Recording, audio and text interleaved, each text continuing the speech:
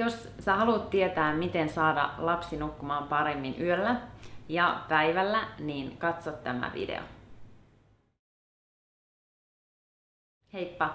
Mä oon hyvinvointi- ja ravintovalmentaja Leeni Viio ja mikä tärkeintä, pienen tytön äiti. Tällä videolla mä puhun aiheesta, joka kiinnostaa varmaan ihan kaikkia vanhempia, eli kuinka saada lapset nukkumaan paremmin. Mä kerron teille meidän perheen kokemuksen siitä, kuinka me saatiin meidän vähän vajaa vuoden ikäinen tytär nukkumaan täysiä öitä.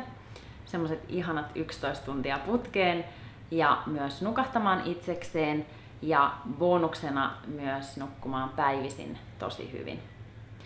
Eli kyse on unikoulusta. Tää sana ehkä aiheuttaa joillekin ajatuksia lapsen huudattamisesta tai muista vähemmän mukavista keinoista.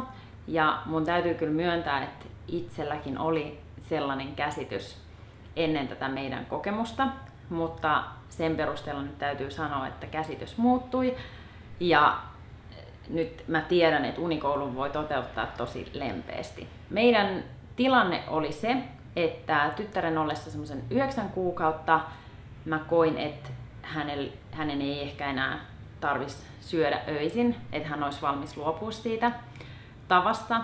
Ja tuossa vaiheessa hän söi semmoset 2-3 kertaa yössä, siis heräsi itkien ja rauhoittui sit oikeastaan aina vaan sillä pullolla. Mä en usko, että hänellä oli silloin kyse enää nälästä. Hän söi tosi hyvin päivän aikana kiinteitä, siis rakasti ja rakastaa edelleen syömistä ja syö hyvin ja paljon. Ja sitten yöllä me tosiaan annettiin hänelle ihan vaan niin kuin laimeita maitolitkua tai sitten jopa vaan vettä. Ja sitäkin pieniä määriä, eli ei hän niin kuin nälkäänsä yöllä herännyt eikä nälkäänsä sitten yöllä syönyt. Mut mä kyllä myönnän, että se täysien unien tarve tuli ennen kaikkea multa itseltäni enemmän kuin mun mieheltäkään, koska jotenkin mä koin, että mun jaksaminen äitinä ja sit myös näin yrittäjänä siinä arjessa niin vaati enemmän nukkumista. Samaan hengenvetoon mun täytyy kyllä sanoa, että mä koin, että kyllä se tekisi hyvää meidän tyttärellekin yhtäjaksoiset unet, että tuskin siitä mitään haittaa olisi, kunhan se menetelmä, millä siihen päästään, olisi mahdollisimman lempeä. Sen mä tiedän, että moni ton ikäinen vauva, sellainen 8 kuinen tai alle vuoden ikäinen tai vanhempikin, niin herää varmaan ehkä useamminkin kuin sen 2-3 kertaa yössä, että ehkä sen ajattelee, että hei, meillä oli tosi hyvin asiat. Mutta nämä on kyllä mun mielestä semmosia asioita, missä ei voi oikein kaveriin verrata, vaan jokainen perhe miettii sitä omaa tilannetta ja sitten yrittää löytää sen ratkaisun, joka just heidän tilanteeseen on se paras. Ja meille se oli tää unikoulu, josta mä nyt teille kerron. No, mitä mä sitten tein? Mä aloin googlaamaan eri vaihtoehtoja, että miten unikoulun voisi toteuttaa. Ja mä päädyin tämmöiselle Unijuna-sivustolle, jota pitää unikonsultti Liisa Niskakangas. Ja se, miten niin kuin lempeästi ja lapsilähtöisesti ja asiantuntevasti Liisa sillä sivustollaan puhuu lapsen unista ja nukkumisesta ja unikoulusta, niin sai mut vakuuttumaan, että se voisi olla meille hyvä ratkaisu. Ja mä otin Liisaan yhteyttä ja me puukattiin tämmönen sininen unikonsultaatio, jossa sitten perehdyttiin tähän meidän tilanteeseen. Me aloitettiin sitten tää unikoulu ihan saman tien tämän puhelun jälkeen sinä iltana, ja Liisan neuvoilla me aloitettiin eka iltaunikoulu, koska se oli meidän tilanteessa hyvä, että me tehtiin eka sitä vähän aikaa, koska meillä oli tulossa siinä matkustelua ja muuta semmoista niin kuin muutosta arkeen. Ja iltaunikoulu tarkoittaa siis sitä, että eka harjoitellaan illalla sitä nukahtamista ilman sitä pullorutiinia, mikä se oli meillä, eli meidän tytär nukahti kyllä hyvin, mutta hän tarvitsi sen pullon siellä sängyssä ja sitten nukahti siihen pulloon. Iltaunikoulussa me siis luovuttiin siitä tavasta ja alettiin antaa sitten tämä pullo jo aiemmin ja muutettiin muutenkin meidän iltarutiineja jonkun verran. Tämän unikoulun toteutti mun mies. Yleensähän se on ehkä mun tietojen mukaan ainakin hyvä, että isä sen tekee ja mä oon tosi kiitollinen mun miehelle, että hän siihen ryhtyi avoimin ja reippain mielin ja toteutti sen siis tosi hyvin. Ja mulla oli kyllä itselläni aika kaamea fiilis, kun mä ajattelin, että kauheeta, jos se lapsi ei nukahda ja sitten se siellä itkee. Ja mä jäin kyllä kotiin, mutta laitoin kuulokkeet päähän ja ajattelin, että mä nyt yritän keskittyä muihin asioihin ja antaa heidän sitten hoitaa se homma ja luottaa siihen, että kaikki menee hyvin.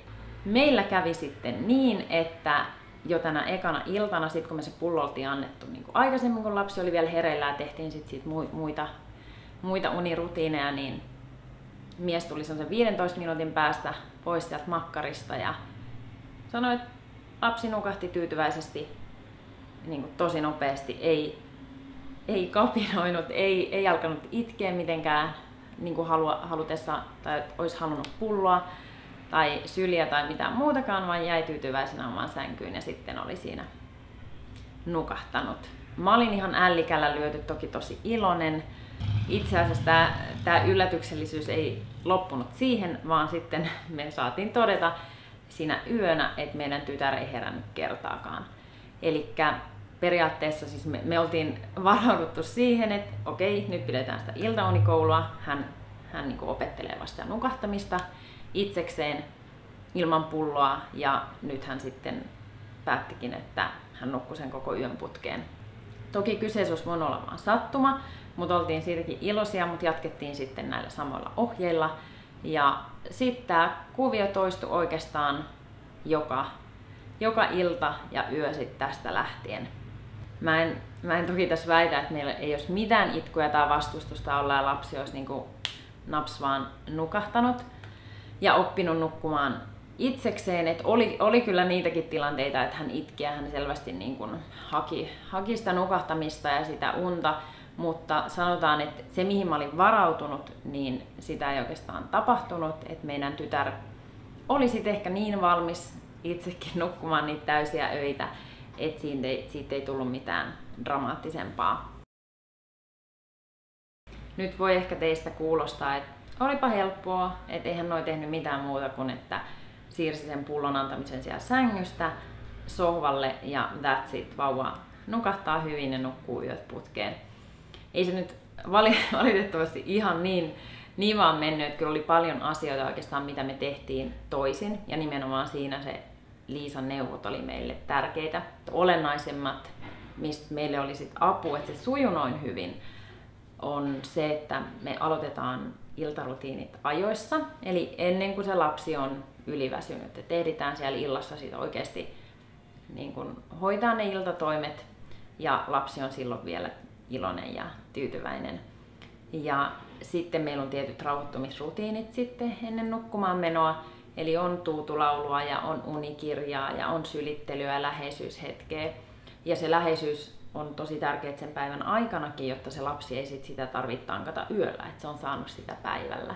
Kolmantena ehkä sanoisin, että huolehditaan siitä, että lapsi ei valvo päivällä yhtä putkea liikaa. Eli ettei päivälläkään mennä yliväsymyksen puolelle.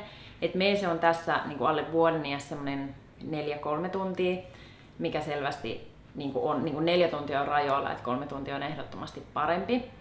Ja samaan tapaan me sit huolehditaan, että ne päiväunet sijoittuu niin kuin tiettyihin kellon aikoihin. Et pidetään huolta päiväunin rytmistä. Sitä me vähän jouduttiin hakemaan.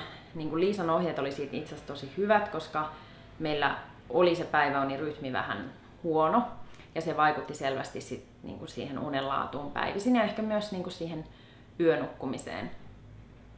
Ja me herätellään kyllä meidän tytärtä, jos hän nukkuu niin liikaa, että se rytmi menee jotenkin sekaisin. Et mä oon huomannut, että siitä ei ole mitään haittaa. Päinvastoin ja meidän tytär on ihan tyytyväinen, vaikka hänet herättää. Että se on ihan ollut ok. Sitten mä huolehdin myös siitä, että meillä ei nukuta niin kuin päikkäreitä liian myöhään enää. Että sit siihen iltaan ei tule sitä nukkumista, vaan sit illalla ollaan, tai siinä alkuillasta ollaan hereillä ja sitten ne yöunet maistuu sitten hyvin ja se nukahtaminen illalla onnistuu. Eli kaiken kaikkiaan niin kun semmoinen hyvä rytmi meidän perheelle, meidän lapselle, hänen ikänsä sopiva rytmi ja sen noudattaminen. Toki ei tarvitse olla tiukkapipoinen, mutta kuitenkin huolehtii siitä, niin silloin lapsi voi paremmin ja toki me aikuisetkin ollaan tyytyväisiä. Ennen kaikkea, mistä oli iso apu, oli se niin kuin lempeys, että mitä me tehdään silloin, kun lapsi itkee ja kapinoi ja vastustaa. Et niitäkin hetkiä meillä on tosiaan ollut ja siinä Liisan neuvot on ollut kyllä tosi hyviä, koska mä en itse tiennyt, että onko se esimerkiksi hyvä ottaa syliin, saanko mä paijata, pitääkö mun puhua, olla hiljaa, antaa lapsen itkeä, missä mennään niin kuin sille rajalle, että onko se enää lapselle niin kuin kivaa tai hyväksi. Ja siinä niin kuin mun mielestä Liisan lähestymistapa on ollut meille tosi hyvä. Eli saa ottaa syliin, saa tuoda sitä turvaa. Että siitä pikkuhiljaa aina siirrytään sit vähän etäämmälle, kun se lapsi oppii sitä nukahtamista ja nukkumista yksin. No sitten se meidän unikoulu vielä jatkui. Eli se, että se nukahtaminen illalla sujui kivasti ilman pulloa. Ja sitten päiväunet sujui hyvin ja sitten tosiaan se yöuni oli semmoinen 11 tuntia putkeen.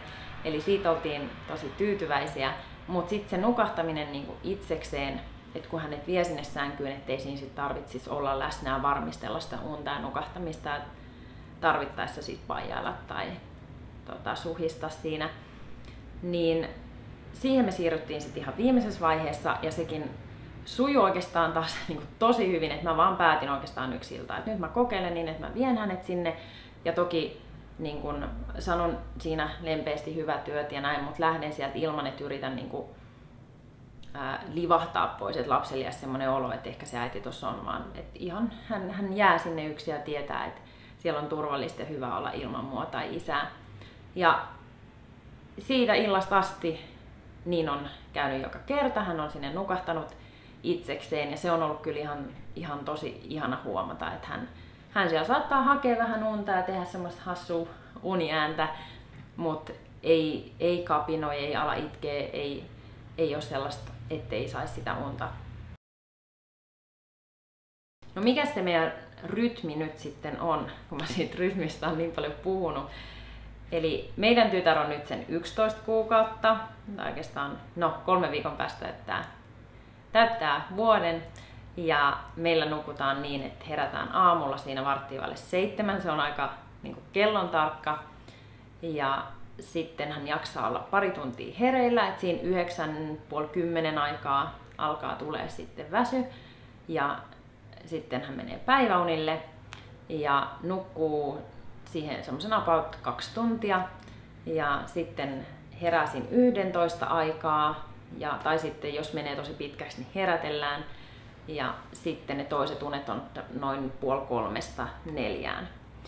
Ja sitten mennään nukkumaan illalla siinä 7:30 ja 8 välillä, riippuen vähän illasta, mutta 8 on niinku ihan maksimi sitten, että hän kyllä itsekin alkaa haluta sinne sänkyyn ja selvästi niinku hakee sitä että hei, että mä haluan nytten yöunille. Ja meillä toi päiväunirytmi voi olla tosi erilainen kuin jollain toisilla, että 2 unen tekniikalla nyt vielä mennään jonkun aikaa, että hän on vielä sen ikäinen, että tarvii 2 unta. Ja meille on sopinut se, että ne pidemmät päikkärit on niin kuin aiemmin ja sitten ne toiset unet on vähän lyhyemmät. Et me ollaan kokeiltu kyllä toisenlaistakin, mutta tämä on jotenkin meille sopiva. Ja muutenkin siis kaikki se, mitä mä tästä kerron, niin on meidän oma kokemus ja mikä me ollaan löydetty hyväksi Liisan avulla. Eli teillä voi olla sit itsellä erilainen tilanne ja se toki kannattaa huomioida, mutta tämä toimi tosiaan meille.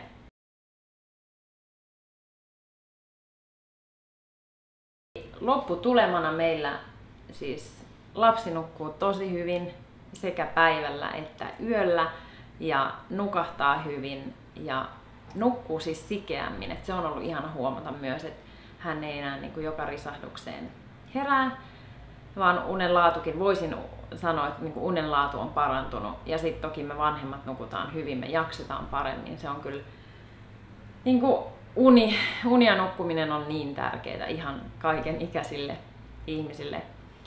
Se mikä niin kuin mä koen, että hyvä, että me otettiin tähän apua, että toki netistä löytää ohjeet niin kuin ihan kaikkeen, mitä sieltä ei nykyään löytäisi, Mutta ehkä nimenomaan se, että oli niinku tietty struktuuri, oli semmoiset menetelmät, jotka on oikeasti koettu toimiviksi, että niitä on moni muukin kokeillut kuin me. Ja jotenkin, että ei tarvii itse jäädä arpoon, että no onks tää, että toimiks mä nyt oikein, onkohan tää nyt sittenkään hyvä keino, ja mitä nyt kun se itkeekin jo 5 yötä, että ehkä mä sittenkin luovutan, tai ehkä mä annan liikaa syliä, tai ehkä mä itketän sitä liikaa. Että kaikki tommoset huolet poistu kyllä, kun tiesi, että okei, on asiantuntija, joka auttaa, ja hän kyllä tietää, mikä on hyväksi, ja kuuntelee meitä. Että siis Liisalta sai kyllä vastaukset kaikkiin niihin kysymyksiin, mitä oli. Et ei ollut epävarma olo itsellä oikeastaan, tai mun miehellä varmaan enemmän, koska hän sitä unikoulua piti, niin hän on myös ollut tosi tyytyväinen. Sitten se, että jos arpoo, että kannattaisiko unikoulua aloittaa, niin okei, se on jokaisen perheen oma asia, että kaikki ei ehkä sitä niin koe tarpeelliseksi, vaan ajattelee, että se lapsi luonnollisesti alkaa nukkua niitä täysiä öitä, kun on sen aika. Mutta mulle niin kun oli jotenkin ihana huomata se, miten paljon siitä on ollut siis apua jotenkin lapselle, että hän voi paremmin. Ja mä löysin Liisan sivut, mä luen teille, mitä tutkimukset sanoo hyvin nukkumisesta. Unikoulun jälkeen imeväiset olivat vanhempiensa mielestä turvallisuuden tunnetta kokevia, ennustettavia, vähemmän ärtyneitä ja vähemmän itkuisia. Ja todennäköisesti se johtui siis lisääntyneestä unimäärästä. Toinen kohta, lapsen unen korjaantumisella oli positiivisia vaikutuksia vanhemman uneen, mielialaan, stressiin ja parisuhdetyytyväisyyteen. Voin allekirjoittaa noista ihan jokaisen. Vanhempien mielenterveydellinen hyvinvointi kohosi nopeasti ja dramaattisesti unikoulun jälkeen. 1,5–2-vuotiaat, jotka nukkuvat yöllä enemmän kuin verrokkiryhmä, suoriutuvat paremmin testeissä, joissa arvioidaan eksekutiivista funktionaalisuutta. Kouluikään saakka jatkuvat uniongelmat lisäävät riskiä tunne-elämän ja käyttäytymisen ongelmiin. Eli aika vakuuttavia tutkimustuloksia, jotka just kertoo siitä, kuinka se hyvin nukkuminen on tärkeää sekä sen lapsen aivojen kehitykselle ja käyttäytymiselle, tunne-elämälle, mutta sitten toki myös niin kuin aikuisille ja myös parisuhteelle, mikä ei saa unohtua, vaikka pieni lapsi viekin paljon aikaa ja energiaa. Mä laitan Liisan tiedot tuohon alle, eli jos teidän perhe kaipaa apua unikouluasioissa, niin ehkä kannattaa sitten hypätä unijunan matkaan, tai ainakin katsoa, mitä Liisalla on tarjottavaa. Ja mä laitan myös omat tiedot siihen alle, mun muut somekanavat. Kysy, jos on kysyttävää, mä yritän parhaani mukaan vastata. Ja peukuta, jos tykkäsit, tilaa mun kanava, jos äitiyteen ja hyvinvointiin liittyvät asiat kiinnostaa. Nähdään seuraavalla videolla. Moikka!